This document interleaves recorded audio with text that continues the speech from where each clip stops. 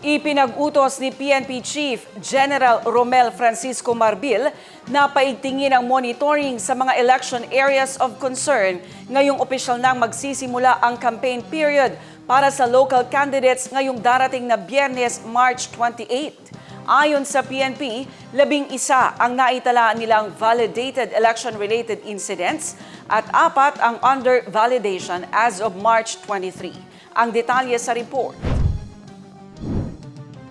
Ipinag-utos ni PNP Chief General Romel Francisco Marbil na paigtingin ang monitoring sa mga election areas of concern ngayong opisyal nang magsisimula ang campaign period para sa local candidates ngayong araw ng Biyernes, March 28.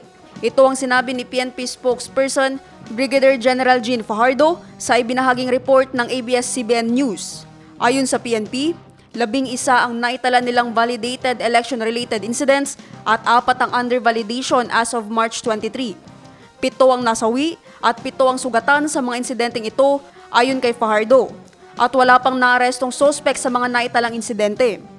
Dagdag pa ni Fajardo na kinokonsidera ng PNP na mag-deploy ng Special Action Force sa Bangsamoro Region kasunod ng serye ng violent at deadly attacks. Naphtali Bendol, iMinds Philippines.